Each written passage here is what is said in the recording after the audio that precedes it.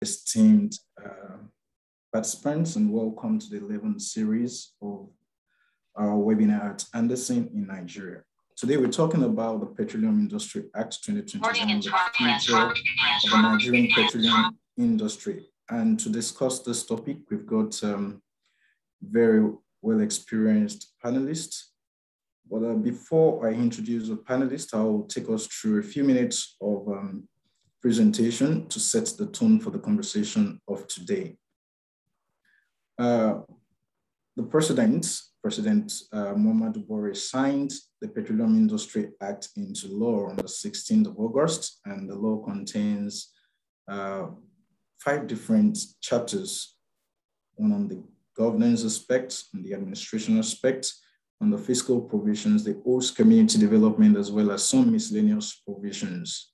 I'll take us through some of the development that led into the signing of the Petroleum Industry Act.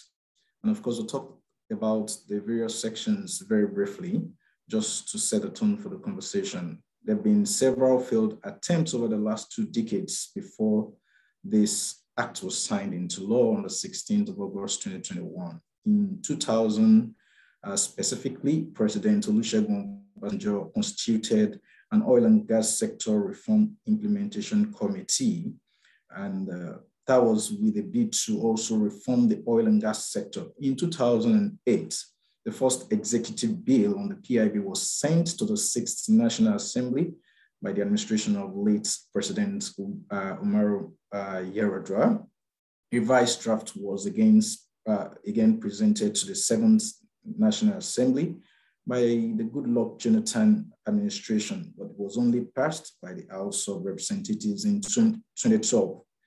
In 2018, during the first tenure of President Muhammadu Buhari, the 8th National Assembly and the House of Representatives broke the jinx by signing the bill. However, the bill was declined by the executive. In September 2020, the second term of President Muhammadu Buhari in office, he then forwarded the bill to the National Assembly as an executive bill. And finally, amidst doubts, it was signed into law on the 16th of August. If you look at the Central Bank of Nigeria's statistical bulletin, the petroleum industry contributes about 87% of the foreign exchange earnings in Nigeria. We also consider the investments made in Africa between 2015 and 2019. What we've realized is that only 4% of the 70 billion that was invested into Africa came to Nigeria, despite Nigeria having so much of oil reserves in country. There are concerns that there are movements of investment capital away from fossil fuels to clean energy, and also there are opportunities here and there around investing into clean energy. So indeed, there is a need to focus on this resource before it becomes more or less useless, I would say. According to the National Bureau of Statistics, Nigeria's crude oil production as of 2020 stood at an average of 1.56 million barrels per day. But Nigeria intends to max that to 4 million barrels of oil per day and also achieve 40 billion barrels of oil reserves. So if we're going to do this, it's important to attract new investment into the sector. And we can as well say that the current government had no choice if these goals are going to be achieved to pass the law into an act, pass the bill into an act. Looking at the governance sections of the bill, or the general overview of the act in itself, it provides the legal, governance, regulatory, and fiscal framework for the Nigerian petroleum industry, as well as the development of host communities. It has 5 chapters, as I mentioned earlier, 319 sections, and 8 different schedules. It's repealed a couple of existing laws in the petroleum industry, even though there are savings provisions that would allow for some grandfathering processes also. In particular, the Petroleum Profit Tax Act is being repealed, the Associated Gas Reinjection Act, the Hydrocarbon Oil Refineries Act, the Motor Spirits Act, the NNPC Act, the Nigerian National Petroleum Corporation Act, that's it. And then the Petroleum Production Pricing Regulatory Agency Act has also been repealed. And what this means for us is that going forward, the focus would be on the PIA rather than any of this acts. Right? The PIA is aimed at ensuring transparency, strengthening the governing institutions, and attracting investment capital, amongst other objectives. Given the volume of PIA and the associated changes introduced, we have highlighted some of the changes and reforms introduced by the Act in this presentation. When you look at the governance section of the Act, we now know that there will be two regulatory agencies of the government. One is the Nigerian Upstream Regulatory Commission, that's the commission. And then there is the midstream and downstream sectors, which will be overseen by the Nigerian Midstream and Downstream Petroleum Regulatory Authority, the authority. The general oversight over the petroleum industry is still vested in the Minister of Petroleum. And based on Section 53 of the Act, the Minister will, within 6 months of the passage of the bill into an Act, incorporate the NNPC Limited at the Corporate Affairs Commission. So the NNPC more or less becomes a commercial entity. The commission, as we have it, will take over the responsibilities of the DPR, Department of Petroleum Resources, with respect to the upstream activities. And Section 9 also outlines the responsibilities of the commission with respect to the maintenance of the Frontier Exploration Fund. And we've got a couple of frontier basins in Nigeria, even though there have been general views that these are towards development of some basins in the north, but we have basins that cover up to Ogun State, very close to us in the southwest. We have some in the southeast as well. So the intention is to develop as much basins as possible. The authority, on the other hand, has the power to acquire, hold, and dispose of property. It's also responsible for the technical and commercial regulation of midstream and downstream petroleum operation. There is a fund that is also set up, the Midstream and Downstream Gas Infrastructure Fund, that would be expected to make equity investments of government interest in infrastructures that are related to midstream and downstream petroleum operations. The minister is empowered to formulate, monitor, and administer the federal government's policy over the petroleum industry. And of course, the Petroleum Industry Act encourages the NNPC Limited, as I mentioned earlier, now a commercial entity, to explore incorporated joint venture partnerships with other private entities. When we look at the administration section, it basically focuses on how the commission as well as the authority will carry out its functions. The commission is required to make recommendations to the minister on granting of license or lease. This is basically to moderate the powers of the minister before now. So there is the recommendation that is required from the minister, from the commission before the minister grants licenses. And of course, there is also the rule that if the minister does not grant the license within a couple of days, the license will be deemed granted. The licenses are now renamed to the Petroleum Exploration License, the Petroleum Prospecting License, and the Petroleum Mining Lease. License may be granted under the Act to only companies that are registered under the Companies and Allied Matters Act. And there are a couple of other licenses that have also been set in place by the administration section of this PIA, the Gas Processing License, the Bulk Gas Storage License, Gas Transportation License, the Retail Gas Supply License, Wholesale Gas Supply License, Gas Transportation Network Operator License, the Gas Distribution License, Gas Aggregation License. So all activities within the sector are going to be regulated, and that will be between the authority as well as the the commission. For the other licenses, they are going to be administered by the authority. And of course, the authority is also expected to determine the base price for the power sector, commercial sector, and gas-based industries pursuant to the provisions of the third schedule to the Act. And of course, there are cases where the authority may be required to ensure that there is segregation of management, accounting, and legal entities with respect to the licensed and permitted activities. So we expect that there will be a couple of restructuring for organizations that may have been holding several licenses at the same time, because there's then the prohibition of holding licenses altogether by same entity going forward. The Act introduces a model license or lease for each bid round, and this would also show the conditions of a license of the licensing round guidelines. The Act provides for decommissioning an abandonment fund, which will be managed by a financial institution that is not an affiliate of a lessee, and the amounts paid into the fund will be used for decommissioning and abandonment costs. So going forward, we expect that communities will not be left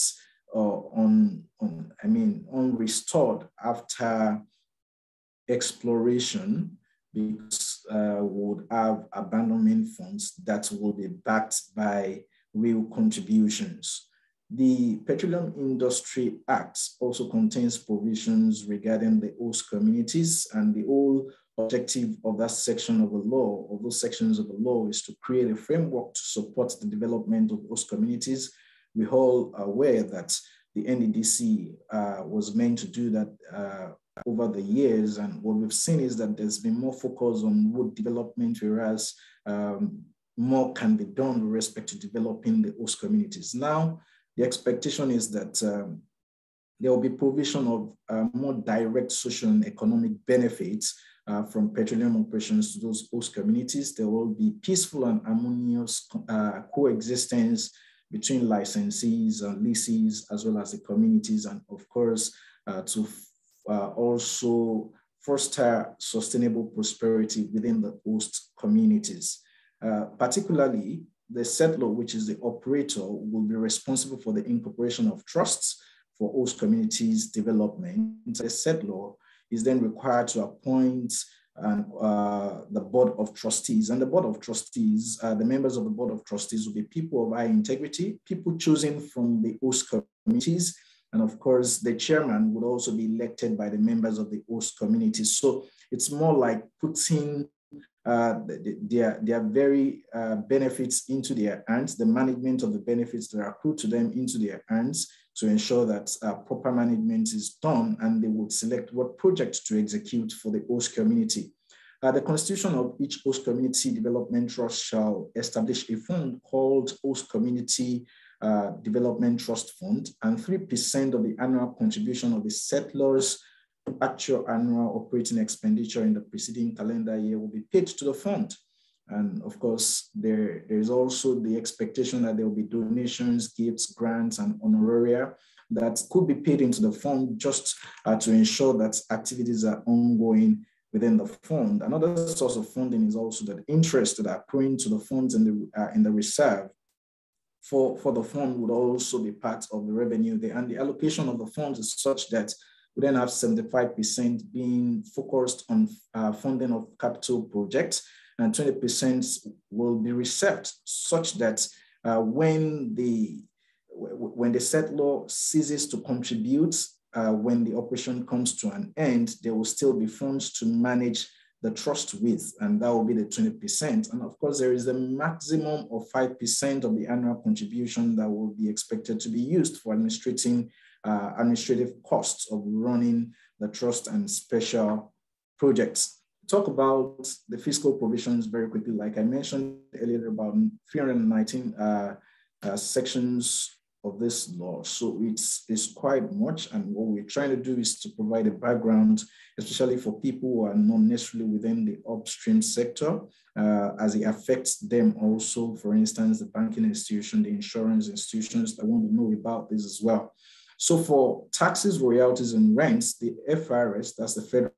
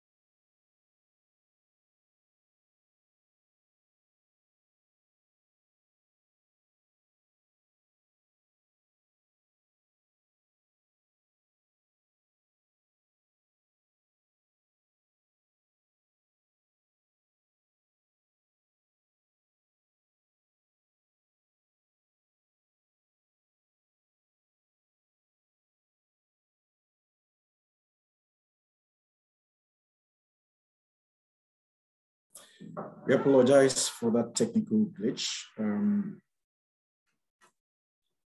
We'll continue right away.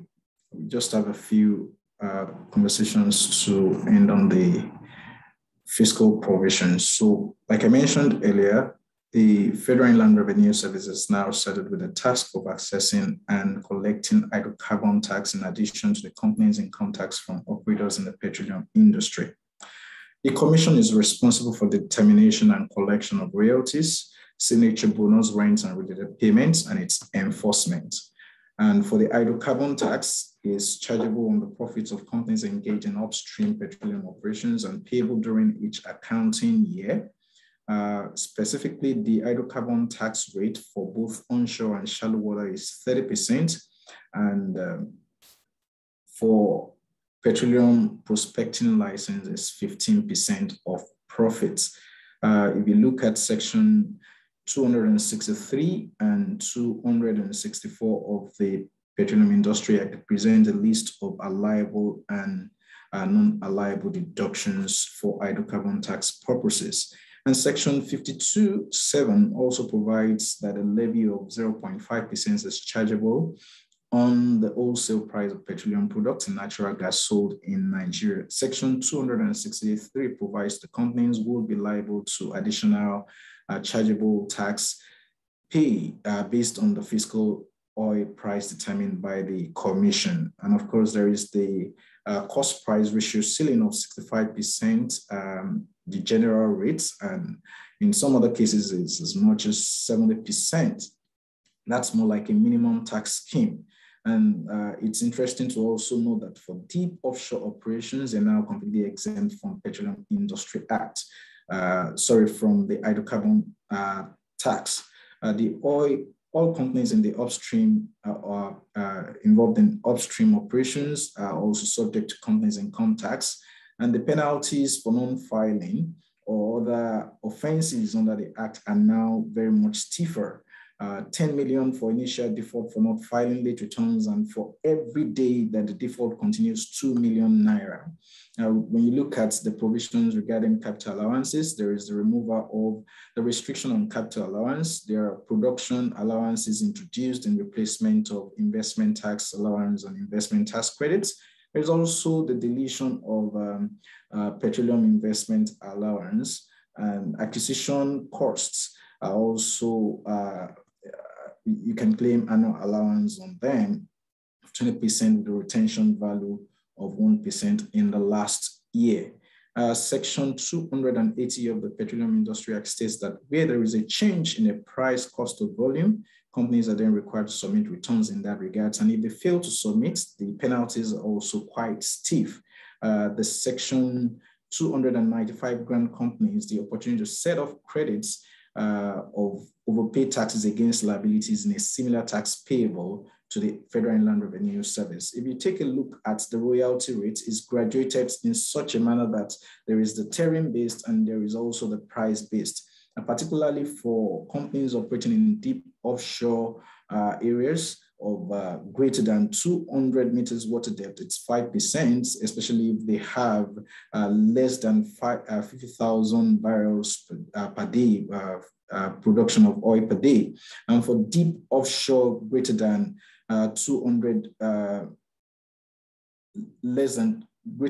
greater than 200 meters water depths with above 50,000 barrels per day, and frontier basins is 7.5%. For shallow waters, up to 200 meters water depth is 12.5%. And then for onshore, it's 50%. For gas, if it's, for the price based, if the oil price is below $50, then there is no royalty based on price.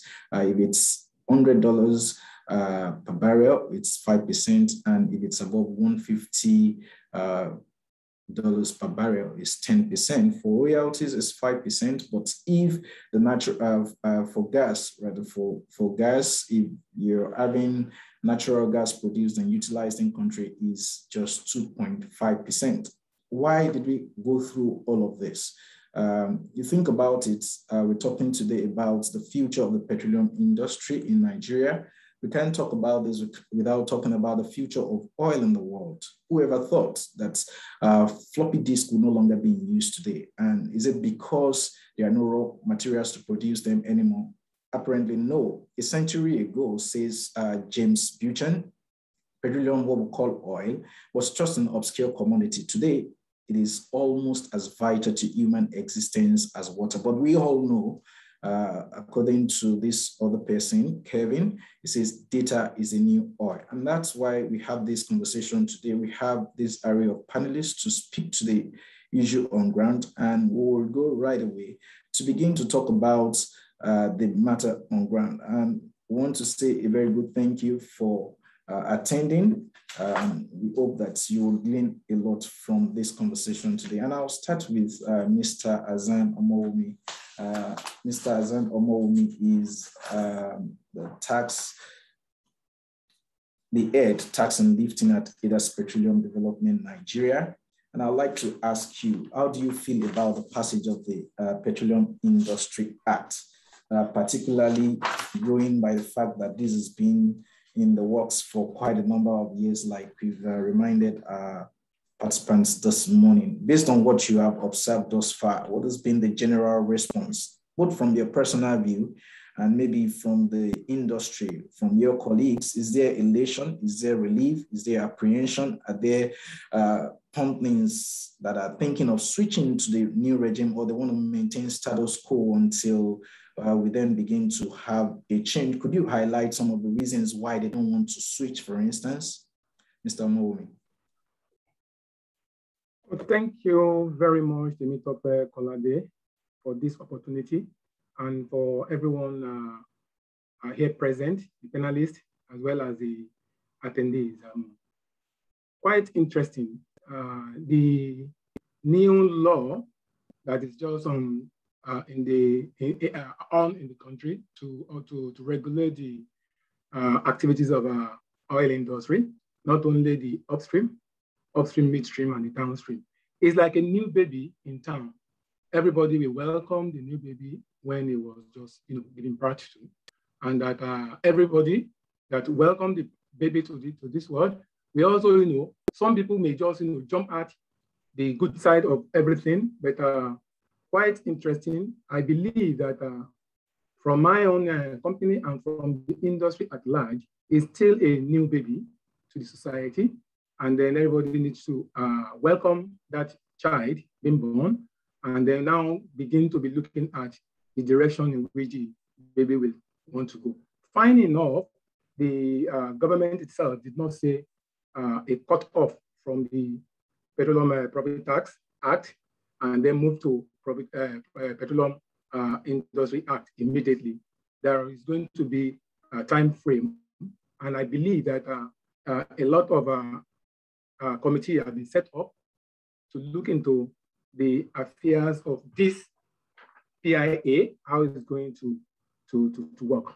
And believing the industry, people will definitely go back to the drawing board, begin to be looking at the pros and the cons, and then look at how it's going to affect our operations. To respond to the question whether it's a welcoming situation, for over 13 years that it was consummated by the federal government in power then, and then move along that trend until the whole step was taken by the Ninth Assembly and passed this into law as at 16th July. And then the President of the Federal Republic of Nigeria also signed it to law 16th August, which is a month interval. I think everybody knows in the economy that there has been something that is missing in the economy. Everybody knows that, with no exception. Even the woman at the market, or that woman that sells granola, knows something is really missing in the society, because there was no attention to economy as much as it used to when things were rosy 13 years ago, when the idea of PIB got on board. But with the passage, I think the industry itself has been looking at what are the advantages and what are the disadvantages. And so far, so good, looking at the PID and looking at the way it's structured, it is structured out fiscally, I think is a welcoming idea. It's going to encourage investment. It's going to equally, ensure that foreign direct investment roll into the economy effectively. And then people will equally look at what is going to be the return on their investment, because no one will want to pump in his own money into an economy that the certainty is not known. With the passage now, whether good or bad, with the passage now, it is assumed and then known that there is something to regulate the activities in the industry. So far, I think, and I will say that it's a welcoming idea. It's an imbibed act by everyone in the industry. And then I believe that more clarity will be given as the committees set up to look into the workability of this document, beginning to send out their own ideas. And definitely everybody is waiting to see what to do. But I believe that there is a timeline within which people may choose voluntarily to go and people may all be asked to move in. But when we get to that bridge, it is believed that everyone will cross it. So far, so good. It's a welcoming act, and then for the industry. And thank you very much. Thank you, Mr. Zan. I'll come to you right away. Our own very head oil, gas, and power at Anderson, Tikpo. Given your vast experience with the previous legislation and the modifications that the bill itself went through, are the fiscal terms contained in the Petroleum Industry Act sound enough to create the desired results for the petroleum industry in Nigeria? What do you say? I think sort of to ride on the back of what Omowumi has said, I think only time will tell. We waited quite a bit for the PIA to come into to be passed, and you have the advantage of lower tax rates in the PIA, but there are some provisions that are a bit scary. And let me give you one of the provisions that scares me. One is that there's no tax deductibility for interest on loans. So in getting a low tax rate, imagine you are starting a new oil field and you just acquired a new oil field and you want to develop it. Now, let me give an example. The deep offshore blocks, let's say to develop an oil block, you need over $120 million or $130 million. So if you can't get that kind of money from your shareholders, you have to borrow. Now, assuming you find yourself in a situation where, because you don't have deductibility of your borrowing costs, you have tax to pay. At the end of the year, who do you pay first? Do you pay the government first? Do you pay your bankers? Now, if your revenue is going into the bank accounts because they are your lenders, it means that the bank is taking their interest and their principal at source. But you are profitable because interest on borrowing is not allowed. So you now you can find yourself in a situation where you would have to then borrow again to pay taxes because the bank has taken their interest and principal. So what we have with the PIA is that we have certainty, but without doubt, because we live in a world of competition, over time, we would have to revisit the provisions of the PIA to address the concerns of people we will find. But at the moment, we are happy that we have certainty and decisions can be made. But there are definitely provisions that have to be looked into. Those are my thoughts on the PIA. Thank you very much. Thank you very much. I'll come to Mr. Ogunjemiluse. I want to ask in the first place, how do you feel about the passage of the act? Do you think it will put more tax in the hands of the FRS, given that the rates of tax has now been reduced from the previous 85% in the Petroleum Profit Tax Act in particular? I will add that another question to that to say that just like Tikpo has also mentioned, there are a couple of areas that require some more clarity. There are some things that might require amendment. Do you see these amendments coming in the next Finance Act? Mr. Gunjemlusi. Yeah, thank you for having me here. Good morning, everybody. It is my pleasure to be with you. It is my I will say that the passage of the PI is a welcome development. We are all been waiting for this for a long time. We have been opportune to belong to the committees from 2007 to date, and until it was passed at last.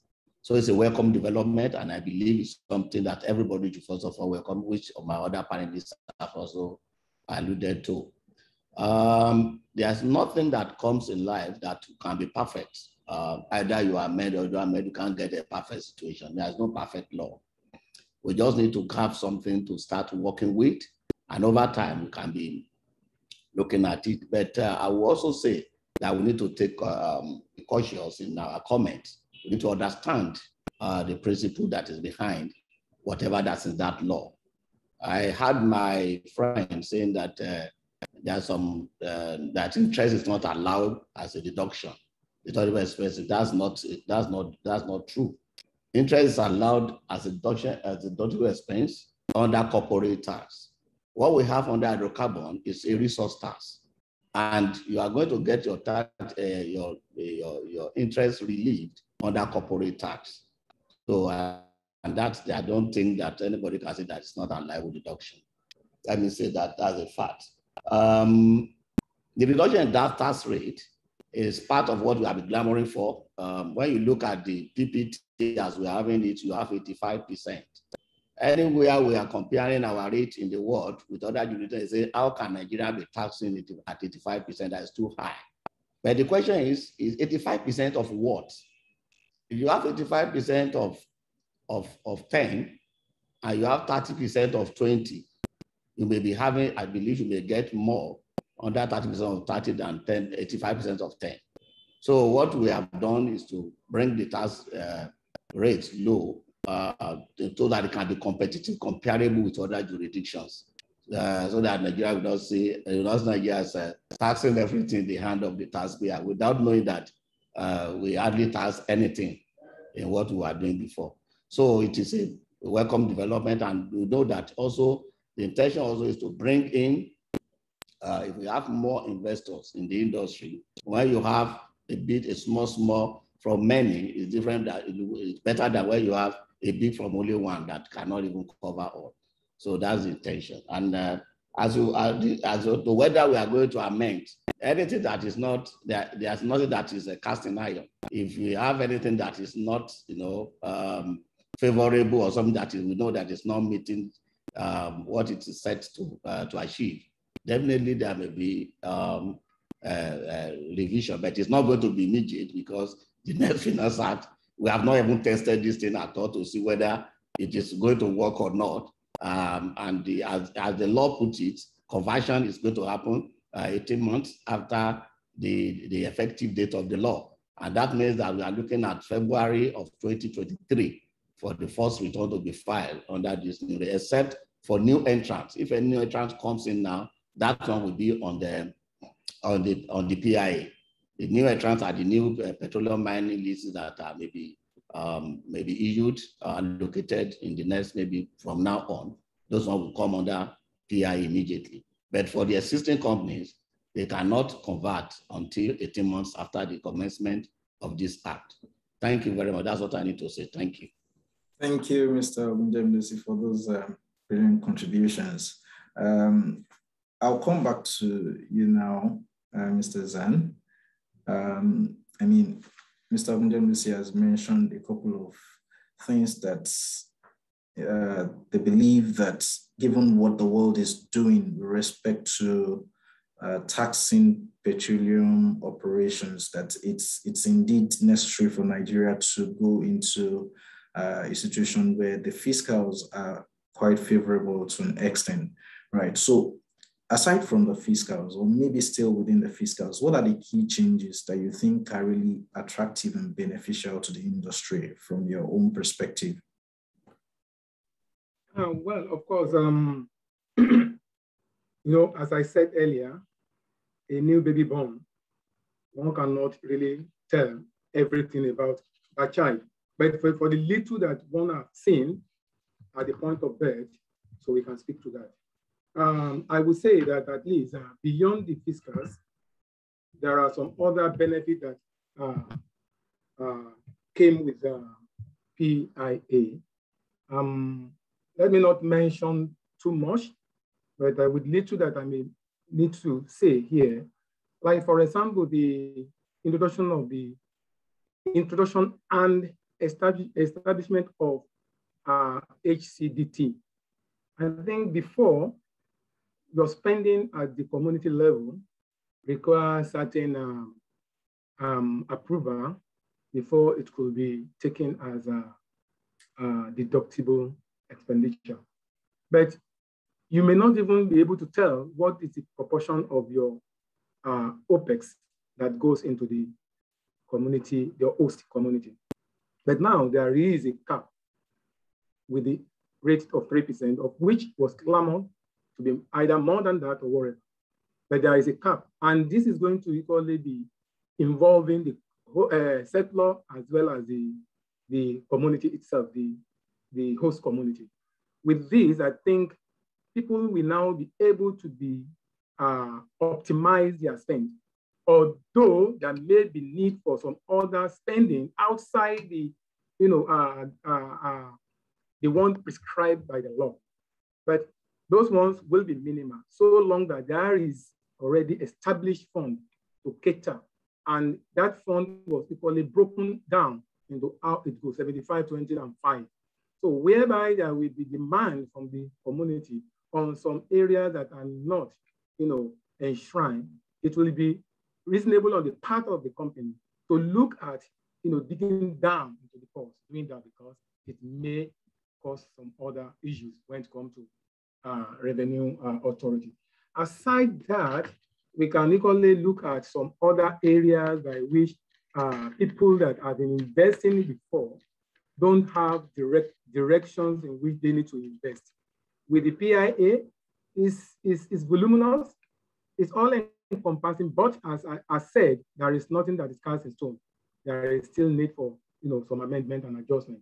And aside that, there could be other things as we go on that we'll be speaking to that are other benefits coming with. Definitely, there are all other aspects of it that is possibly disadvantageous to the industry, but when you weigh the COMSI and COMSA together, you could see where the benefit lies.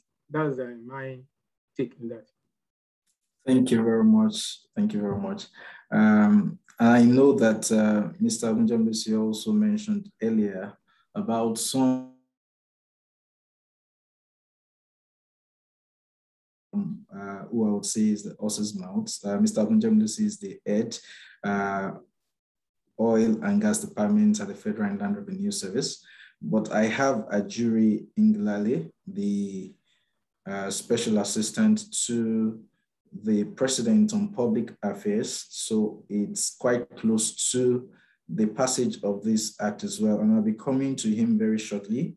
I'm sure you will be able to tell us whether the government also did some benchmarking analysis of other oil and gas producing jurisdiction before they came to the final terms that we now see in the fiscal and regulatory terms. But before I come to him, I would like to hear from partner and head of business advisory services at Anderson, There are some provisions around the NNPC now being converted to the NNPC Limited and is now expected to operate as a commercial company, a limited liability company. What are the governance or organization risks associated with this change, or are there none? Yeah, thank you very much, Mr. Kolade. And good morning, fellow panelists and the participants. I'm very happy to be here to discuss this particular, new regulation in the industry. And essentially, before I go into the question asked by Temitope Kolade, I would just like to talk about what has changed with NNPC with regards to this particular regulation.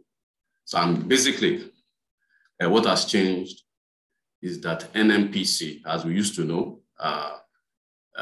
is a corporation, but now with the new regulation, is actually a limited liability company. What that says is that NNPC will then continue to operate as a private limited liability company in the first instance, and at some point in the course of the full implementation of the PIA, of course, where some of the shares that will be held by government will also be transferred or sold to private individuals.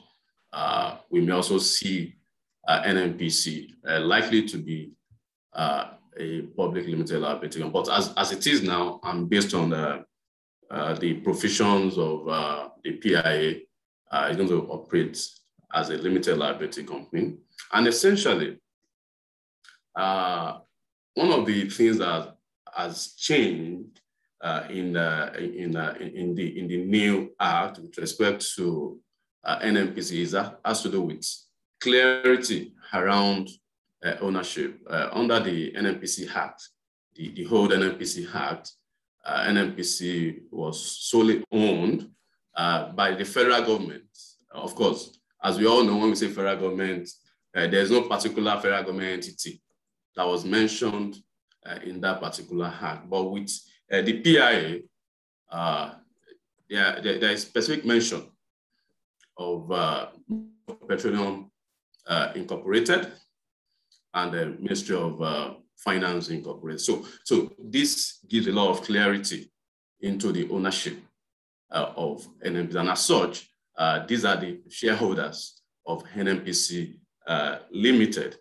Now, moving a bit further into the governance, and I'm talking about the board composition.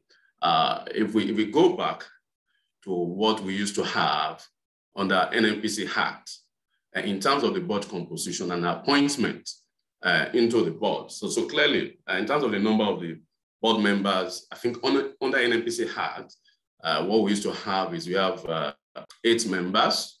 The Minister of Petroleum Resources naturally will be the chairman of the board. And the only executive from the NNPC side, the group managing director. Out of this, of course, we have the company secretary being an ex-official of that board. But with the NNPC Limited, there's more clarity in terms of who becomes the chairman, and not necessarily the Minister of Petroleum Resources. Of course, it's going to be a non-executive chairman that will be the chairman of the board. And in terms of the number of the board members, the number has also increased from about 8 to 11. And essentially, it is also more clear that the Chief Financial Officer of NNPC is also a board member.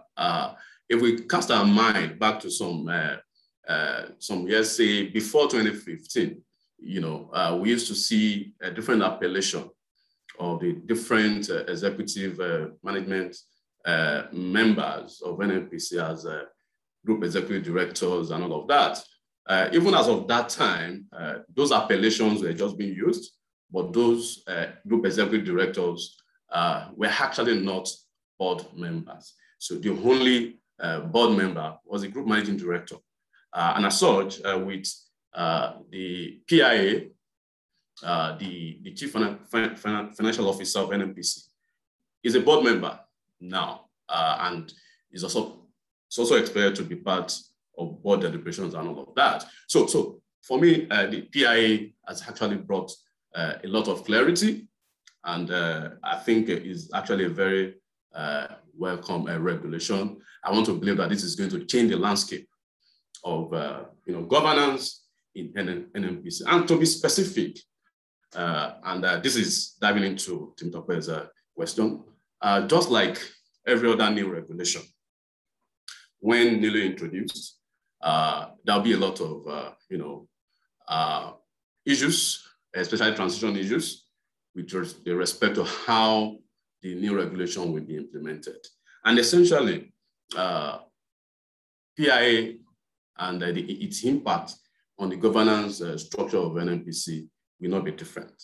From the point of governance, critically, when we look at it, the board operation is going to change. There are a lot of new things that will be done differently because NNPC Limited is now a commercial entity, not the public sector entity that we used to know. And as such, in terms of its board operation, board activities, even the direction of the board, there's a lot that we need to be done. One of such is that we need to have board committees, as enshrined in the Companies and Allied Matters Act, in terms of what are the committees that should be in place, standing committees that should be in place, that should perform different roles. Essentially, that will naturally change. And of course, the experience is that as NNPC Limited is going to be incorporated, this will be in place. Also, in terms of charters, these are defined ways, key responsibility and of course functions of the different board committees and even the board itself. That needs to be charters that will be developed. Those charters should actually, of course, be in line with the intent of establishing NNPC Limited as a commercial entity. So all this will come into play. And beyond that, that is at the corporate level. Even if you look at the provisions of the PI, that's also made allusion into governance at asset level. And this is what I mean. There are different assets that are being operated today, either directly by NNPC or by other operators, or by some of the subsidiaries. Governance are also expected at those levels as enshrined in the new regulation, the PI, essentially. And of course, the risk will also be there to ensure that the practice under, when we have unincorporated joint venture operation through which those assets are being operated today, and then moving into a situation where we have incorporated joint venture. Essentially, what that means is that each asset will be seen as an entity on its own, and it is expected that the governance at that asset level will also change, and this will come also with a lot of risk. And those risks, of course, just very quickly, will stem from the fact that the joint operating agreement that used to govern how those assets are being managed and operated, may likely change drastically or may not be in existence in terms of the terms and, of course, the key clauses in those joint operating agreements. And as such, it will then lead to having, different assets as entities, and each asset will have its own governance structure, and there'll be many issues that needs to be taken into consideration when moving in that particular direction. One of such is that establishing an optimal structure that will support the intent of PIA will also be very, very key at that point. More importantly, it's also important that the operators and the non-operators will have to come together to form the governance. I mean, the board. Essentially, when two different people who are used to different, work culture, ethics, and objective come together, there'll be a lot of differences in the culture of that particular organization. So all this will come into play as risk, and a lot of strategic alignment needs to also come into play. How do we align, the strategy of private entities who are, operators or non-operators in this agreement with, the strategy or strategic outlook of NNPC, who are equally the, members of those boards, and a lot of issues around, staffing, resourcing, and all of that will also come. And of course, there are other process issues that will come into play around the operations, either from the point of technical or financial. So all those will naturally come into play. But by and large, just like I said, is a new regulation, and it's the idea of having the PIA at this time for me as a Nigerian, and I'm sure that applies to everybody, is a very welcome idea at this point in our economic life. Essentially, in your introduction, you made mention of the fact that in terms of our foreign exchange earning, oil and gas represent about 89% of our foreign exchange earning, and it's very important at this point when we are facing a lot of economic, issues, that this particular regulation is in place. Thank you very much, Lateef. So much to say about the NNPC and the upcoming NNPC Limited. And I want to ask Mr. Ogunjemiluse, because there is this concern that this entity will now be a private entity, so to speak, although 100% ownership at the initial stage will still be by the government. So there is this question flying through the minds of a couple of persons to say it's government, right? Will there be any special considerations for NNPC Limited? Because it's still going to be wholly government owned, and will they have any undue advantage over other entities that are doing the same thing from a tax point of view? Tax is not discriminatory. So there cannot be any special consideration for NNPC as a limited liability company, even as a corporation now. There's no special treatment. They are paying their taxes as that are due. If when it comes up as a limited liability company, it makes it even better for us, because it's now treated as a corporate entity and it pays tax. There's no special incentive or special treatment for tax. Law is made, and it's made across board. So as what you see in the letters of the law is what is going to be applied to NNPC or any other, or Diplomaye and Company Nigeria Limited. So it's the same thing. Thank you very much. That's what I need to say about that. Thank you very much, sir. I'll come to Diplomaye and Company Nigeria Limited to say that will the new requirements surrounding the company's income tax and hydrocarbon tax create confusions for E&P companies, particularly with respect to the claim of capital allowances and education tax? What do you think? Do you think there will be confusions? There are two taxes to pay. There are different assessable profits to arrive at based on different scope on these same assets. What do you think? I think definitely there will be a bit of confusion. Some people in their minds may be clear, but by the time it gets to the tax authorities, there will be a different expectation from the tax authorities. So what I would expect is that just like in the past, when we introduced withholding tax, there were a lot of circulars to provide guidance.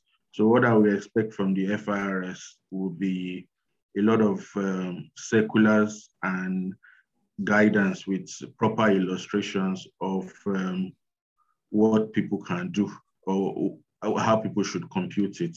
I also expect that there will be some additional work done on the Companies Income Tax Act as it is, to provide more clarity to those who are in the petroleum industry and who were using they are not really focused on the CIT and, issues on classification of assets, all of that.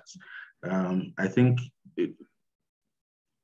definitely there would need to be a circular or circulars to provide guidance because people will interpret the provisions differently.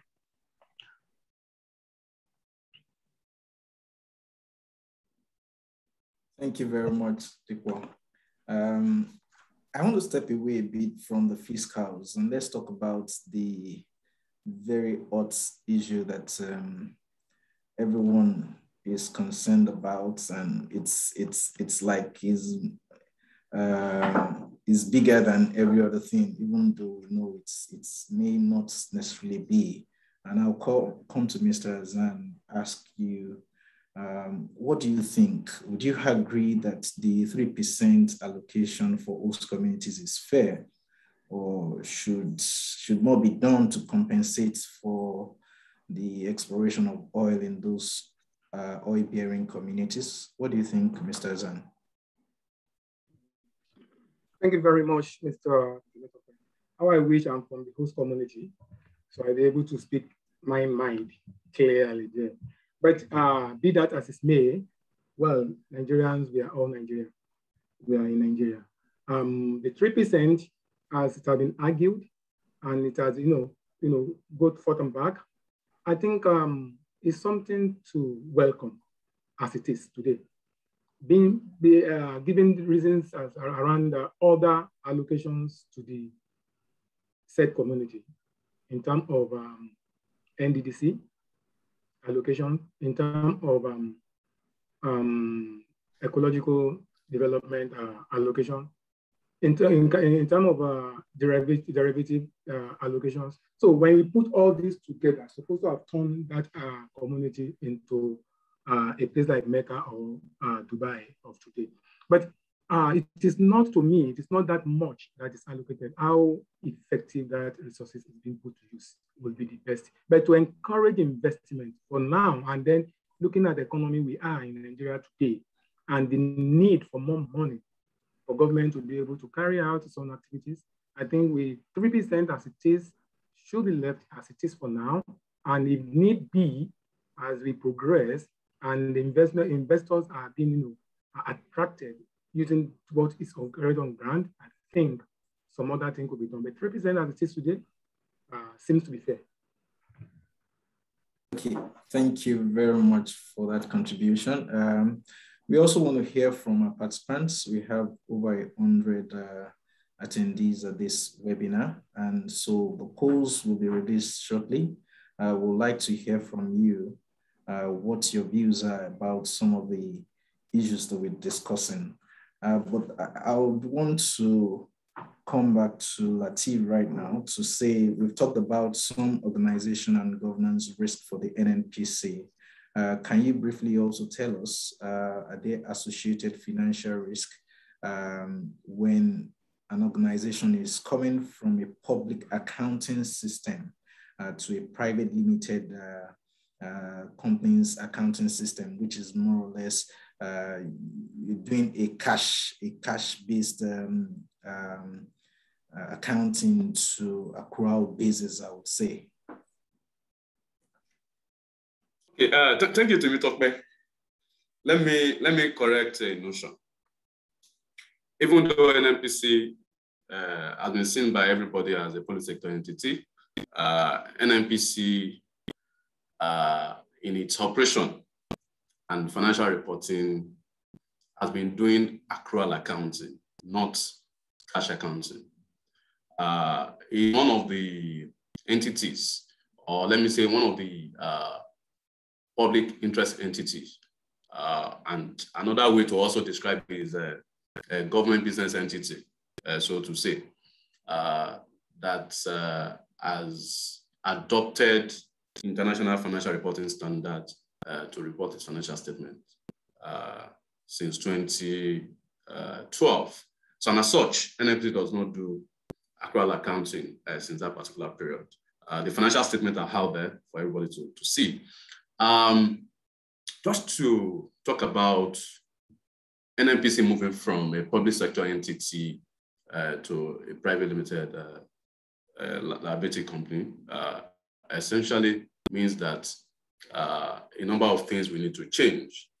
And as rightly captured in the PIA, there are specific mention of those regulations that will not apply to NNPC going forward. One of such is the fact that the Fiscal Responsibility Act, which mandates NNPC to sweep 80% of its operating surplus to the Consolidated Revenue Fund, will no longer apply to NNPC.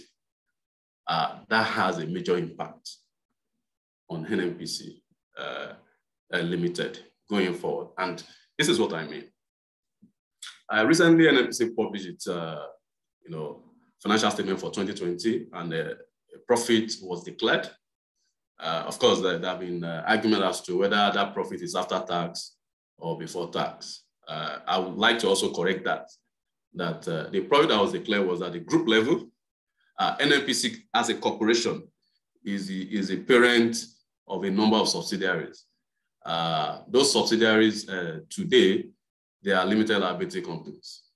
I think there are about 22 or 23 of them. But of course, NNPC as a corporation will consolidate the account of those entities. And as such, at the level of consolidation, it will be clear what the corporation itself made as a profit, which is not a subject of company income tax or PPT under the NNPC Act, because it was subjected to the Fiscal Responsibility Act.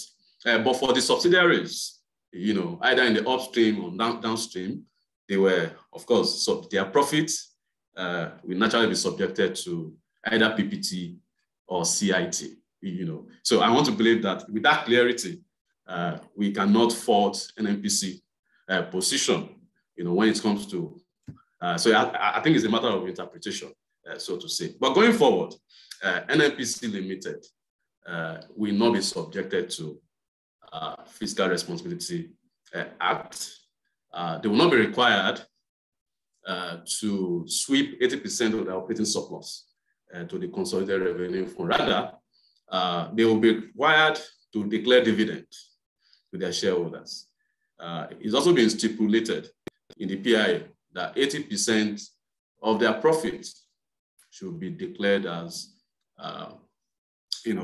dividend to their shareholders. This has a lot of implications. And the implication is also that there has to be a well-defined dividend policy by NNPC. Of course, that does not exist today. And a number of factors need to be considered in coming up with such. So, of course, I want that NNPC will deal with that, essentially. Another implication of that is now FIRS. I'm sure Mr. Ogunjemilusi will be able to talk about this. Now, FIRS now has a mandate to then review the corporation in the light of the applicable corporate tax, because the argument then was that NNPC will sweep operating surplus. But now, with this clarity that PIA has provided, NNPC as a corporation, and I'm talking about the parent of all these other subsidiaries, will now be subjected to, corporate tax. essentially, this will be company income tax. And of course, there are other financial matters that will need to be addressed going into the implementation of this PIA. I'll first of all talk about the relationship of NNPC and the function they perform today in terms of management of the Federation's oil assets. And this is what I mean. NNPC, even with the PIA, is a federal government entity, not a Federation entity. But of course, we know that the Federation,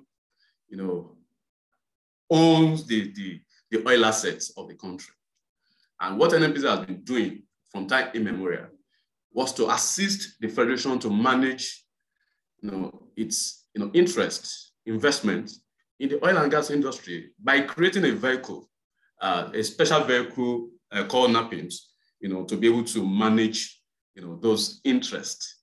Now, with the NNPC Limited, so one of the questions that needs to be answered is how will NNPC continue, to perform this role, assisting the Federation to manage its investment in oil and gas, whereby what is due to the Federation is properly paid into the Federation account. So that's another area which I know as part of the committee set up by the President, some of these issues will be dealt with. How, going forward, will NNPC be able to perform this role? And I also like to talk about the fact that PIA also has major impact in this arrangement. Today, the investment, or let me say the relationship between the Federation and the operators, or let me say the IOCs, for the different assets are being carried under joint venture arrangement, which is unincorporated. And going forward with the dictate of this particular law, it has to be incorporated. Of course, that will also be one of the things that will be considered by NNPC. So in performing this role, what will now be the implication of having to transfer funds realized from crude oil production and sale every month, because that is one of the functions that NNPC performs, where NNPC will ensure that funds are available in the Federation account to be shared by the subnationals and the federal government. So going forward, there has to be clarity as to how this is done. Is that going to be a dividend policy that says every month dividends should be paid into the Federation account, or is that going to be a quarterly dividend payout, and how this will be tackled going forward? So these are essentially things that NNPC and of course other concerned and relevant parties will need to deal with. And moving forward as well, one of the requirements, once you are incorporated by CAC, you also need to file returns to CAC. NNPC as a corporation under NNPC, old NNPC Act, will not have this obligation. But going forward, this has to be an obligation. And essentially, the advice would be that the processes to manage all these processes, NNPC need to relook and ensure that these are in line with the spirit of this new legislation. Thank you very much, Latif, for that.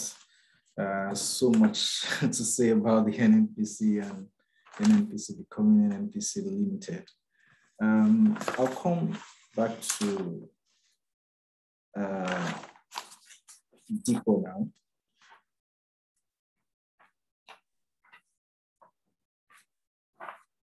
Yeah, thank you, Diko. So we've also talked about these host communities, and I was going to hear from you after I heard from Mr. Azan the other time, that what's exactly the preferred way to address the concerns that people have raised about the allocation of funds for host communities development. Particularly, I see some persons are also concerned about the management of the funds, even though a very good look at the act is today also shows that some structures have been put in place by the Act. So what would you say? Are there still concerns in your mind as an individual? And for people who still have those concerns, what would you say to them about the management of the host communities and the funds that will be put in the trusts?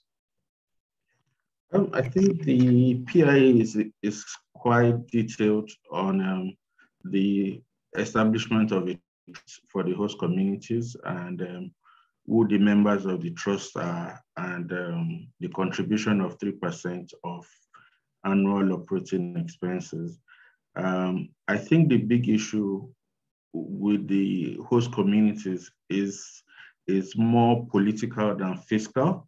There's a bit of clarity on the fiscal and the allocation. It will be the settler, which is the operator, would work with the trustees nominated by the communities and choose projects and then invest the balance of 25% for the future. So that is clear. The big issue is political. Are the host communities are happy with 3%? I think there were insinuations it should have been at least 5%. There's also going to be the contention between the states and the federal government, which might come up in future about offshore blocks, even though there's a judgment on littoral states, but a number of states are not happy with the court's judgment on what the littoral states mean. So the issues are really not fiscal. We are trying to, the PIB is using a fiscal means to try and address a political issue. But like everybody will say, what we have now is better than where we are coming from. The 3% is a lot better than what it was, which was 0 before. And it's just to give it a try and see if this will bring about the much needed development. There are some nice provisions there that now we are going to be signing agreements with the communities on what is priority.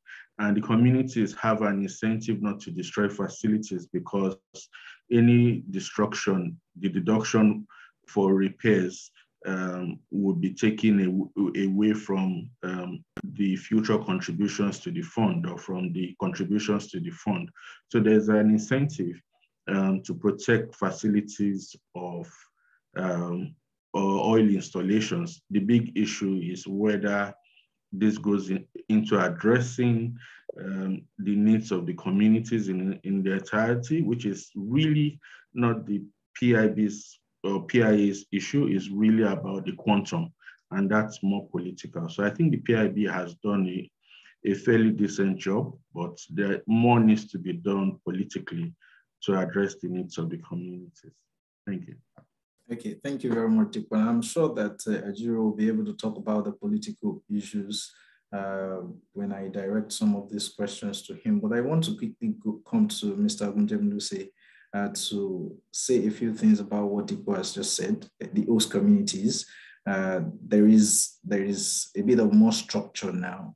So should we expect that going forward, all of the funds that are meant to be used for host communities would just be the ones that go into the trusts? If there are issues where maybe there is some sort of disharmony in those communities and there needs to be some community settlements that don't really go through the trust, would they also be deductible for tax purposes? Just thinking, Mr. Agunjemluse, what would you say about that?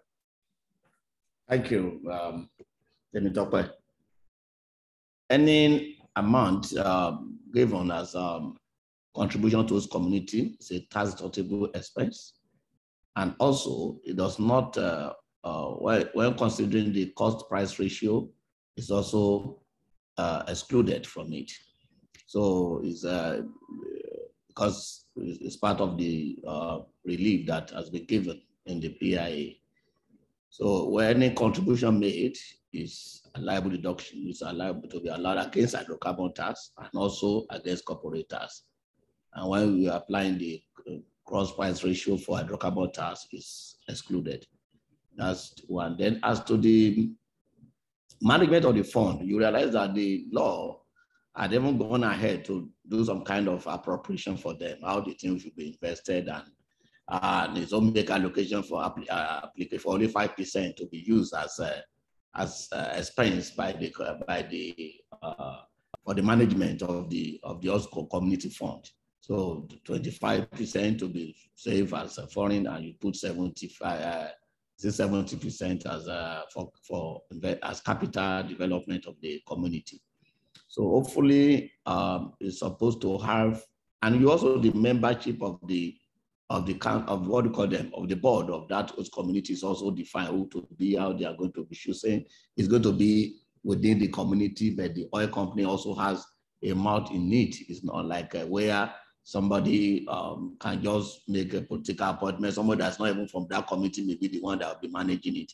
So this one is is more designed for the particular community that are really feeling the impact of the environmental issues. They will know how to use it better. So we believe that, and as my friend said the other time, Mr. Azan, is a plus to the community. It may not be the best, but at least it's better than what it was before. I mean, just in an addition to what they were having before this time. So it's not a reduction. So I think with that, they can start with that. And also, one thing I need also say that there's certainty in the provision of the money, because it is 3% of the real cost of the previous year. So it's immediate cash available for them. So it's not that we are looking at the profit of the year before you get the money. It's not whether it's not on budget. It's just what each company incurs in previous year as operating expenses. 3% of it is for host community. So there's certainty, and there's assurance that the money will be there. I think when the something was done, they were looking at almost at $500 million dollars. I don't know. Don't let me quote figures out of context, but there are a lot of things that was done, and you see that the amount is substantial, at least for a start. And as things are going on, and definitely there can be more rooms to change, to improve upon it. Thank you very much. All right. Thank you very much. Ajuri, I'll come to you right away. From the conversations from the panelists so far, it's clear that a couple of things have been done, and there are a couple of welcome developments. One of the panelists has also mentioned that it appears that governments may be trying to use the fiscals to solve political problems because there are some political concerns that have been raised. So I'd like to find out, in arriving at this final version of the Petroleum Industry Act, did the government conduct a benchmarking analysis of other oil and gas producing jurisdictions across the world with respect to both the regulatory and the fiscal terms? And if so, can you tell us some of these analyses that were conducted? Thank you. Yeah, thank you very much for the opportunity. Let me just send my apologies to my fellow panelists and viewers here for coming into the program late, as I was on a live television program. Because of network disruptions, I missed some of the other contributions of the other panelists. So please pardon me if I repeat points that have been made, etc. But let me just do my best with what I've heard so far. I think first and foremost, on the issue of the notion that we are attempting to address, political issues through a purely fiscal, instrumentation, I think is a gross oversimplification of the process that we have undertaken to arrive at this point. The truth of the matter is that we are certainly in a political environment in which we are preparing for another general election cycle, and you have a lot of interested stakeholders, and many of the people who are canvassing against the Petroleum Industry Act under the guise of maybe discontent with host communities provision, etc., are some of those who in 2019 voted their support for a presidential candidate who did not win the election. and feel that maybe this is an opportunistic moment to create a political momentum. So there's that part of it, which is what we would say more on the illegitimate side of the dissent.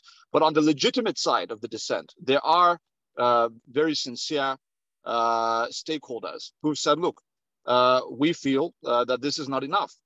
And for those who are well reasoned in their analysis, and they're saying, look, this is not enough, what we are really imploring them to consider is the fact that, one, President Muhammadu Buhari brought together all of the stakeholders from the Niger Delta as part of the consultative process that evolved this particular legislation. That's very, very important. That tells you that when you have a political issue, you deal with it via consultation and not just by throwing money at people. That certainly is an oversimplification. So we have consulted, but then there are always going to be those for whom no amount is going to be enough until you get 100% resource control. I know because I'm directly, first of all, I'm from LMA local government area of Rivers State. I'm not an outsider discussing this issue. My community is an oil producing community. So we know what it is to have the issues that host communities have. Oil slicks on our waters, our local fish farming industry is dead, has been for over a decade as a result of these practices. So when we're looking at these issues, we believe in 100% resource control, that indeed all the resources generated from these communities should go to the communities and we should leave the federation out of it. For those, you will not satisfy them. But then for those who are, I think, reason within the context of the federation in which we live and the constitution, to recognize that if you're going from zero intervention, zero contribution, zero allocation, in effect, because we all know what has happened to 13% derivation. It has been almost fruitless for the people on the ground in the Niger Delta and the host communities. We all know what has happened with the Niger Delta Development Commission, a failed federal interventionist mechanism that has just enriched the same people that the derivation has enriched. So the communities are not benefited. So what we've said is you're going from zero to now having what in effect, when we say 3%, we throw around the percentage, but we don't really query what that is in functional monetary terms. We're talking about 3% of the entire sector's expenditure. Last year was approximately $16 billion. And this was during a depressed year. And this is the context that people are missing. Is we say, okay, 3% of $16 billion, approximately $500 million for host communities annually. But that's not the case. What was the situation of last year? We were deep in the throes of a once-in-a-century global pandemic. You had OPEC curbs in response to the glut on the international market when there was a standoff between Russia and Saudi Arabia. Then, of course, you had global oil production shutdowns. You had embargoes on shipping of oil products. You had all of these things going on last year. And the sector in Nigeria was still able to expend $16 billion. So what we are saying is that in future years, as you move forward, you're not talking about 3% of $16 billion. You're talking about a much larger figure, substantially larger, to the tune of $25 billion, $30 billion, $35 billion in the years ahead. So we expect that 3% would equate to more than $1 billion annually on average over the next several years for our host communities. And that's far greater than anything the NDDC has ever received annually. So that's on, if it was a question of sheer money, right? Not only is it more than what they have received, but this is directly to them. They're at the table, and they're in a position now to actually address the fundamental issues affecting their communities. One community will say, look, we don't want borehole. We don't want some person sent from Abuja to come and tell us what our needs are. We know what our needs are. So when we tell you that we need a bridge that is central to the functioning of our local economy, then that is what we want you to construct with this money.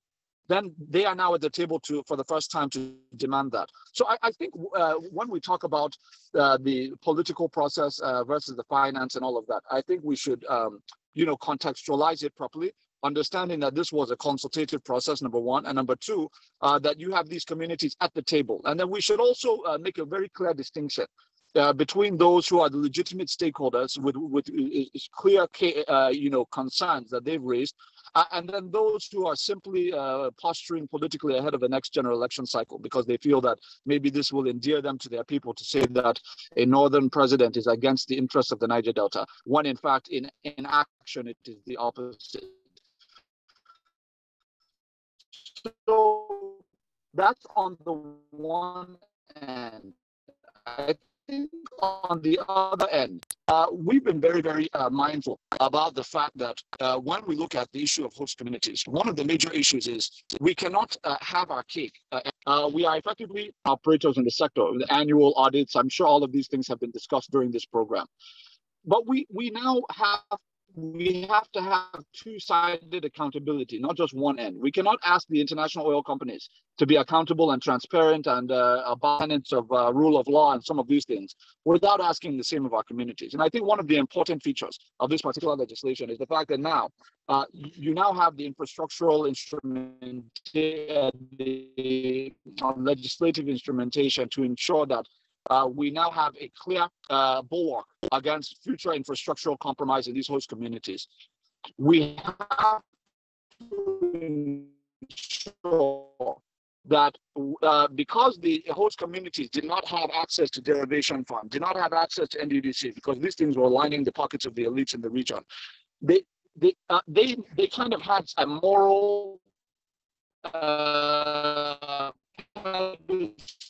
or leverage. If you people are not going to take care of us, we'll take care of ourselves. We'll crack open these pipelines, and we'll just address our own needs our own way and all of that.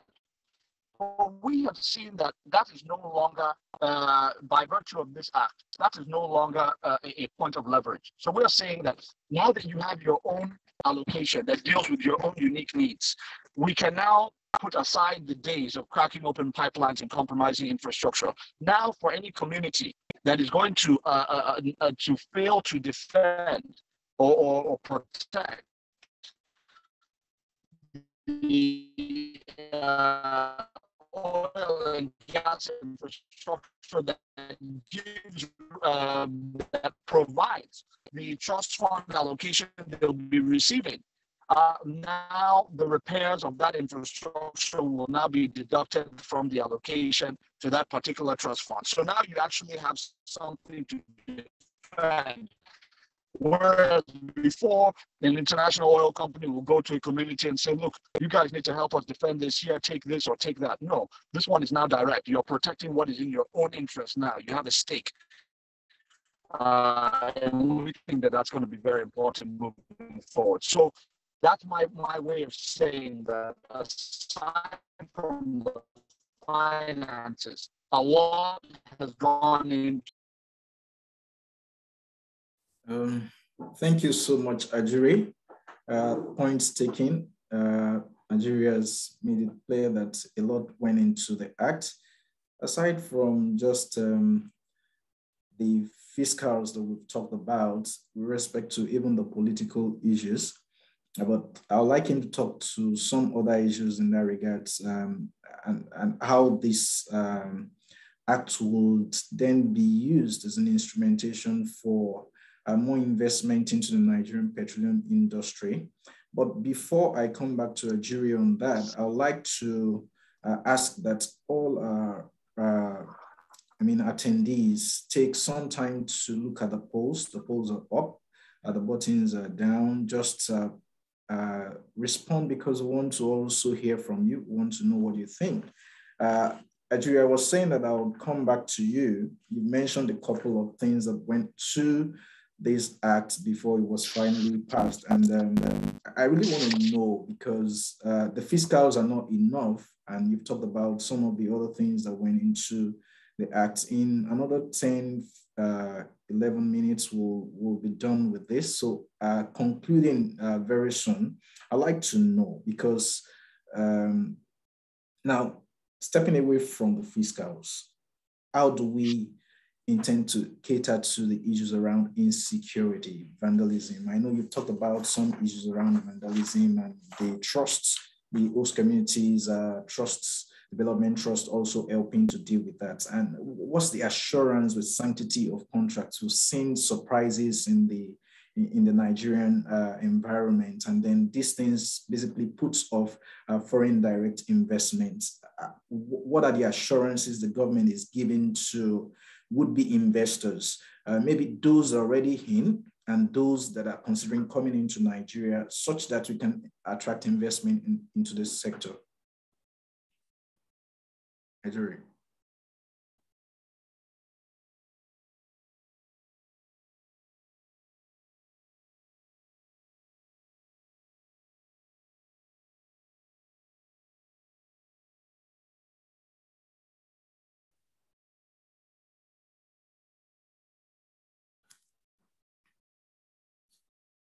Okay, I think. Yeah, thank you very much. So, I think there are a few things here. One is, a lot of work has gone into the issue of ease of doing business in the country generally. The sanctity of contracts is just one part of it. We know that that's a longer journey. That's not something that Sorry, we lost Ajuri again. I know he's mentioned to us that with regards to the ease of doing business, a lot has also gone into that study. And what he said to us is that it's not going to be achieved very quickly, but I would like to hear him again once it's back on. But I want to come to Mr. Wunjem at this time. Some issues have been noted regarding education tax in particular, talking about the fiscals. What's the view of the FIRS on the basis of computing education tax for hydrocarbon tax-paying companies? Because the law is not very clear in this regard. If you understand what I mean, there is the basis that we can say the assessable profits if you use the model of the Companies Income Tax Act, and if you then rely on the assessable profits for hydrocarbon tax purposes, which would you advise, or would you think the law is saying that companies should basically align with in calculating education tax? Thank you, my friend. Hydrocarbon tax is purely a resource tax. And you will notice that education tax is no longer a deductible expense. So education tax is payable only under corporate tax. Under corporate tax. Under hydrocarbon tax, there's no education tax. I believe that's a very direct answer to your question. Okay. Thank you very much. So hydrocarbon tax is purely resource tax. And that's why you don't say any other thing. And you can't use, because the same income that's subject to income, I mean, most of all the income that is subject to tax under hydrocarbon tax will still flow to corporate tax. So you can't be charging education tax under hydrocarbon and also charging under corporation tax. You are taxing the same income twice. Are you getting me? So it is going to just be under corporate tax. That's a good one. Thank you. All right. Thank you for that contribution. We are gradually coming to a close, and I'm very sure that it's been an interesting and insightful session for attendees and even for the panelists. I would like to, at this point, ask Lateef, in implementing the Petroleum Industry Act, the conversation cannot be exhausted, but what would you say to industry players? What are the tweaks that they need to make to their existing internal business and financial reporting processes? What considerations should they be thinking about now? In 1 minute. Thank you. Okay, Temitokpe, I think I would say that the private sector participants in the oil and gas industry, they are actually in a very good position because some of the things that are being brought to light with the PIA in terms of the governance, the IJV arrangements, these are things that some of the private participants have been advocating for. But essentially, this change will impact their current practice. One of such has to do with financial reporting landscape. there is a need to do an assessment of how they perform their financial reporting now, and how the PIA will impact that. It may not be a very significant change, but essentially there's a need to relook at that financial reporting wise. There's a need to also look at the accounting policies with regards to, how to account for joint arrangements. Now that it's going to be an incorporated joint venture arrangement, there'll be some tweak to that. Also consolidation, they also need to look at that, essentially. More importantly, they also need to look at processes and systems that support their operations. So one of the things that we expect that will change is the joint operating agreement. Will that still be necessary? If we are still going to have joint operating agreement, are there things that will change drastically based on that, in terms of how to account and the kind of returns that are also expected to be filed to NAPIMS? The question is whether NAPIMS will also be, the way it is today. So all those changes will impact the participants generally, and more importantly, the governance of the different assets will change, and there'll be a lot to also be dealt with in terms of governance, either to look at the optimal structure and other things that will come with the governance structure, so to say. Thank you very much, Lateef. I'll come to you, Mr. Zen. What are your major concerns going forward, given that we're now looking at the implementation, particularly for marginal fields within 18 months they would have to convert and we might just think that it's a long time, but it's closer than we might think, right? For people who have to renew their licenses, for instance, once the licenses are being renewed, they also have to convert to begin to operate under the PIA. So for you as a player within the industry, if the PIA were to be amended today, what are the key provisions that you'll be considering for amendments? What do you think that should be changed, or do you think is as good as it is? I know Mr. Agunjemilusi, for instance, has told us that we may not need to change anything until we begin to implement, but maybe there could be things that you've highlighted for changes, one or two things. I'd like to hear from you. Thanks. Thank you once again, and I appreciate giving me another opportunity. Well, maybe I will need to ride behind Mr. Agunjemilusi by saying that we wouldn't have even known where to change. Is as it is, intact. And then I think we get to that very end before we now know whether to come back or to go forward. We have not really begun to practice that act. There are a lot of things that need to be, that need to be untied by way of regulations, circulars, as well as some engagement through advocacy. It is believed that FRS is very much there to listen to issues. So when we get to that level, we may need to engage them and then see maybe what we are thinking that may be difficult might not be difficult when they throw up their regulations that is going to give us the guidelines to doing it. Like, for example, as Deepo rightly said,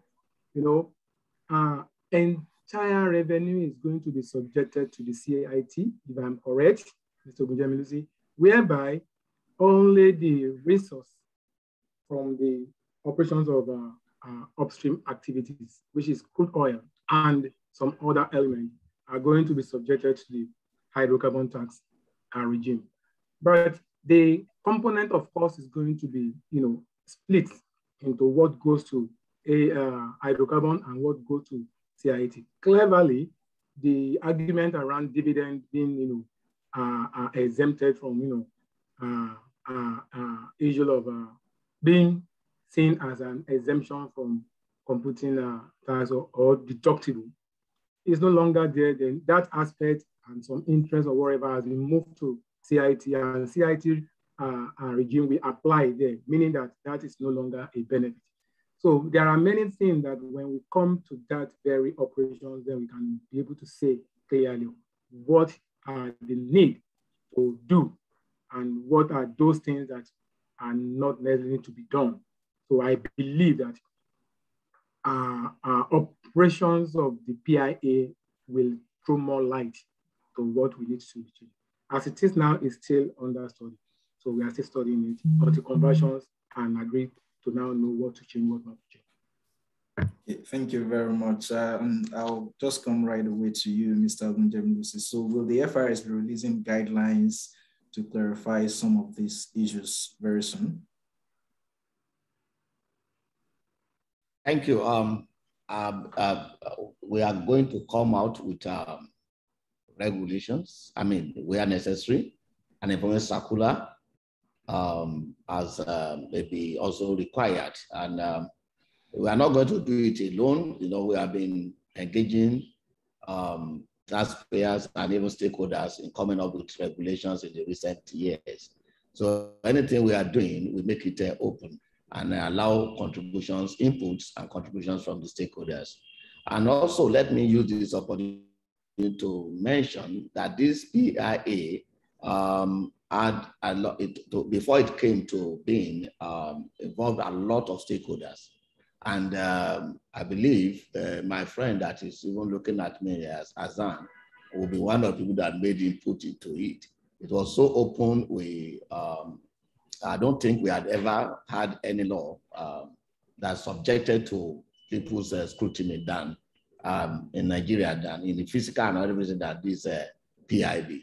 So there were a lot of input from stakeholders before we came to where we were.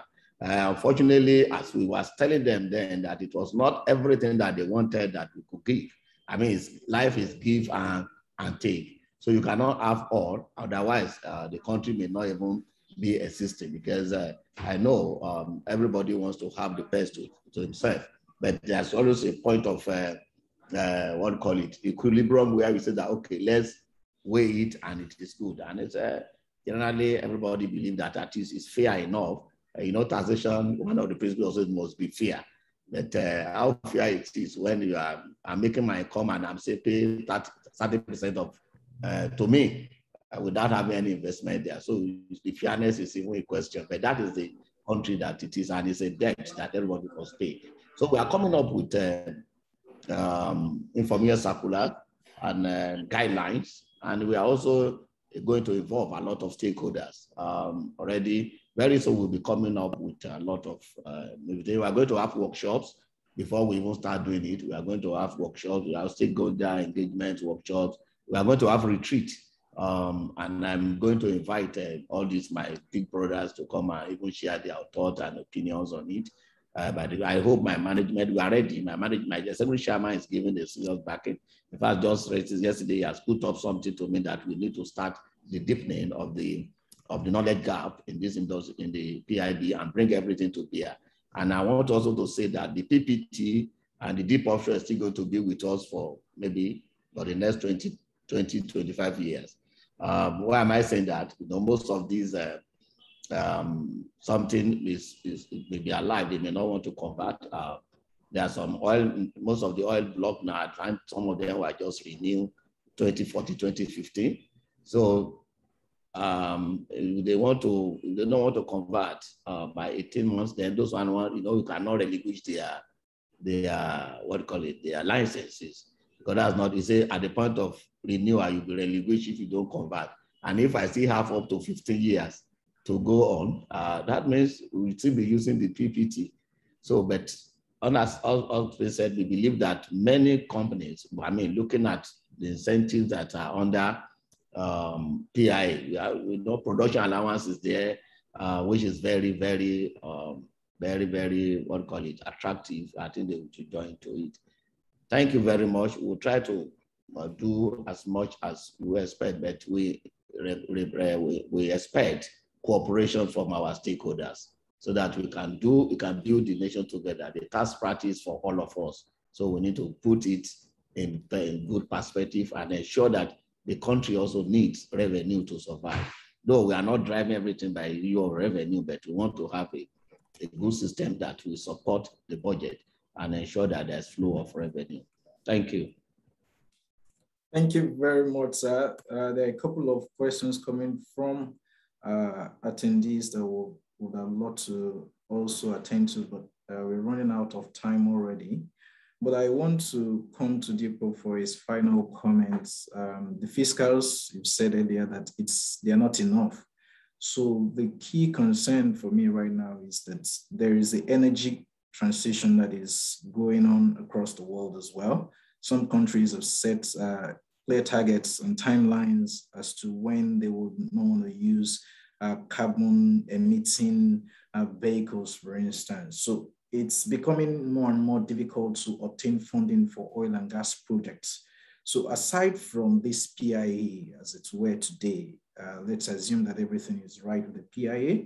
What are the other things that need to be done to attract investment into the oil and gas sector in Nigeria before investment finally moves away from fossil fuel? Like I said in my introductory comments, floppy disks, nobody ever knew that they were not going to be used today. And it's not for want of plastics to produce them, right? It's not going to be for want of crude oil in our reserves that will stop producing oil. It's going to be a case of demand and supply going forward. So what are the things that we need to really catch on to? What are the things that government needs to do to begin to get more investment into this sector? Thank you, Dipo. Good question, thank you.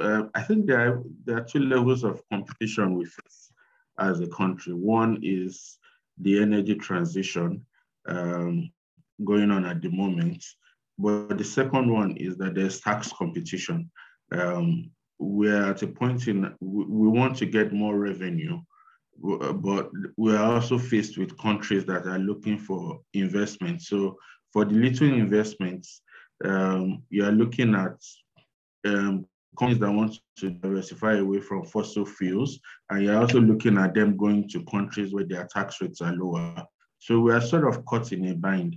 So I think the best option for us at the moment, which Ajuri has sort of alluded to, is we have to respect certain things like the sanctity of contracts. When you go for meetings with oil companies, it's not exactly, they tell you what they face in real life.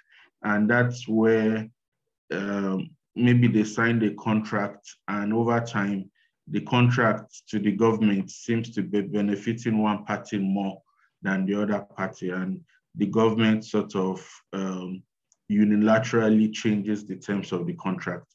So we have to go back and look at the small print, respect for sanctity of contracts, and also create an enabling environment for companies to operate in Nigeria. At the moment, we have challenges with getting funding. For instance, if you go to a bank, a foreign bank, and this is what I got from the oil companies, if you go to a foreign bank with a certain amount of reserves, the reserves are discounted by that foreign bank. That should help you with your reserve-based lending. But because the foreign banks are discounting they are saying that you are not going to be able to produce it, because we have issues like crude theft, then you have vandalism, and we have to address all of those issues to make Nigeria attractive. So it won't be down to the fiscals alone, but we have to address crude theft, vandalism, and respect for sanctity of contracts, and also create a friendly environment where you have an periodic engagement with the industry and listen to their concerns and what they are going through.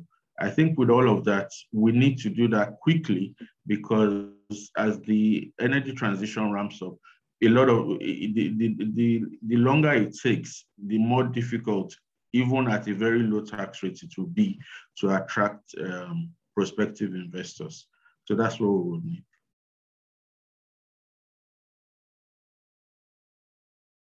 Thank you very much, Diko. It's been an insightful session. I've taken so much time already beyond, we've exceeded our time, and I want to say a very big thank you to all our panelists.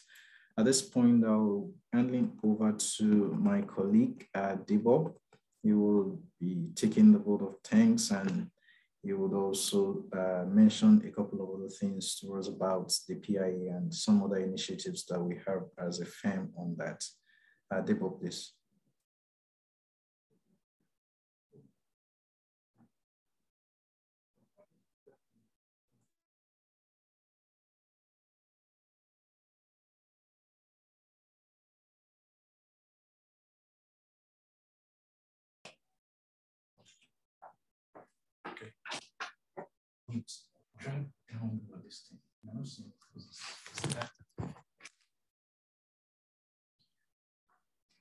Okay, thank you so much, Temitope. As part of this webinar, we put together a short poll to have a sense of your expectations from the full implementation of the PIA. So we now have the participants have essentially responded to the poll, and we'll now take a short look at what you feel about the PIA. So with respect to the first question, is this a good time for signing of the PIA, given the ongoing transition into clean energy? 67% of the respondents basically feel that this is a good time. So that is in line with the contributions of the panelists. 10% basically think that this is not a good time, and 23% of the respondents are basically undecided with respect to rates.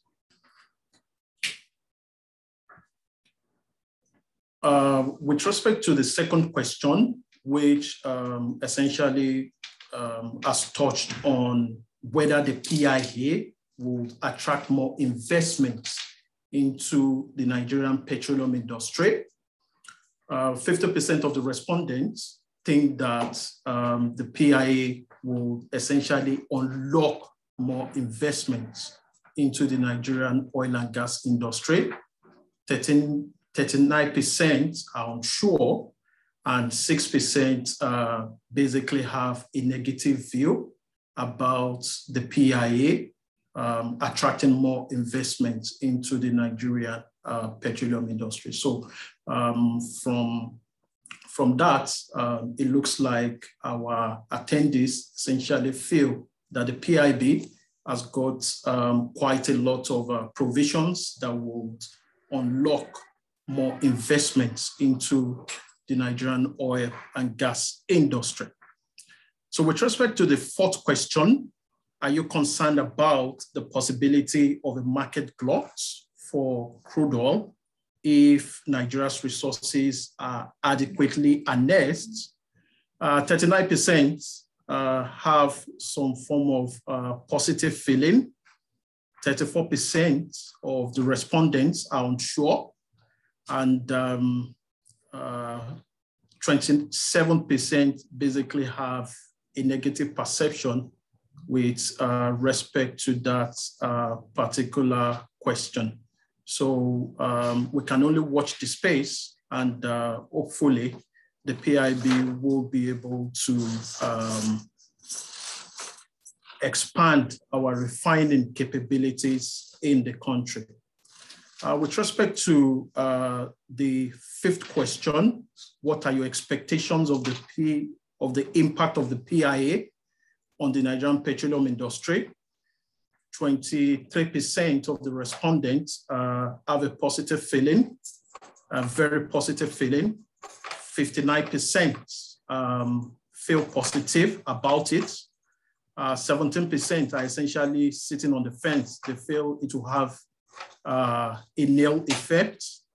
And then 1% think that that would be a negative impact that the PIA would have on the petroleum industry. And with respect to the last question, will the PIA fast track the development of Nigeria's local refining capacity? 16% of the respondents are very positive. 46% feel positive as well. And 30% have a nil perception about the impact of the PIA as it would affect our local refining capacity in the country. So irrespective of our perspective or position on the PIA, the reality is that with the PIA, we are now much more certain about the fiscal terms as it applies to oil and gas activities in Nigeria. And hopefully this should lead to the development and growth of the Nigerian oil and gas industry. And as we have heard from our esteemed panelists today, the enactment of the PIA has essentially introduced a lot of changes to the governance structures, administrative procedures, and fiscal terms of the oil and gas operations and activities in Nigeria. And to provide you with this information in a comprehensible and easy to read format, we have prepared at Anderson a thought leadership material titled Key Provisions of the Petroleum Industry Act 2021, Summary and Commentaries. This publication covers all aspects of the PIA and provides you with the necessary commentaries on the key provisions of the PIA and how they will impact you.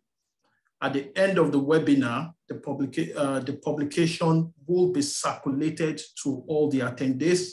And please feel free to contact us if you require clarifications or additional perspective.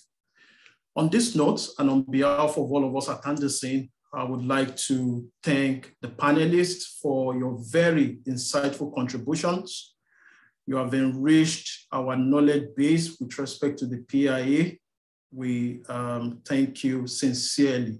We would also like to thank the attendees for taking time out to attend our webinar. And with this, we have come to the end of the session, and please enjoy the rest of your day. Thank you. Thank you. Bye-bye. Thank you very much, Mr. Abunjambusi. Thank you, Thank Mr. you. Zan. Bye-bye. Thank you. Thank you. Thank you. Bye. Take care. Yeah, bye.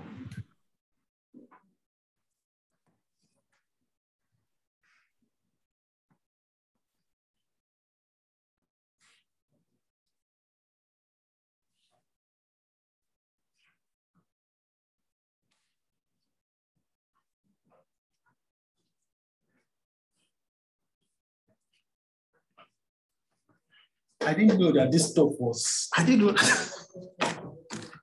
Yeah.